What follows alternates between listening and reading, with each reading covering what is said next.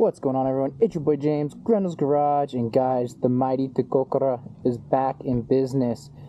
First off, guys, we're going to go ahead and run 36-1 just because the temperatures are pretty high. I waited for this evening to rip, so hopefully that's going to help us out quite a bit.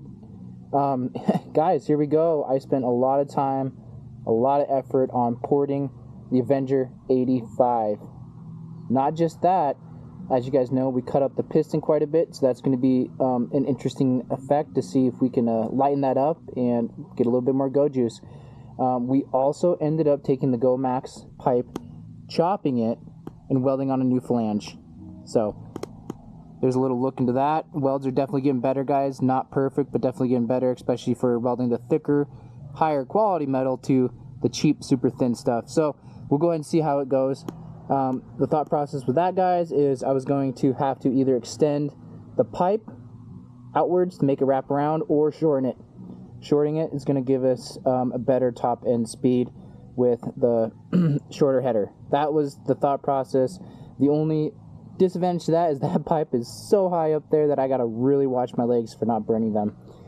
We're rocking the Nibby carburetor with 102 jet.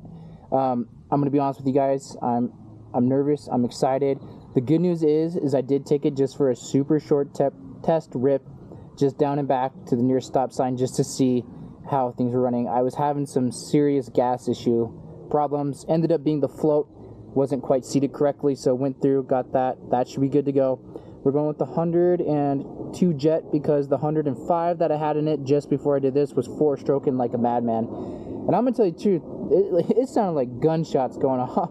It was so loud with this pipe. Alrighty, guys, also too, just to show you our chain tension, we have that about that ½ inch moving both forward. I had to scoot the tire up just ever so slightly. We're really pushing our limitations with getting that tire on there. But hey, that's what we're going to do here.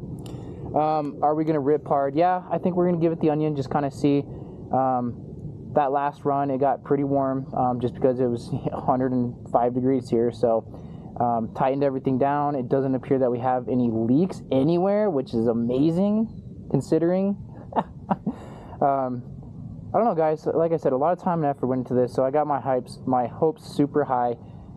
Brakes seem good. Everything seems aligned. We got air in the air shocks, and we're good to go. We also had the tachometer on there, so hopefully we can get some good RPM readings. So, alrighty, guys, I'm going to go ahead and throw my gloves on, and stay tuned. Here we go.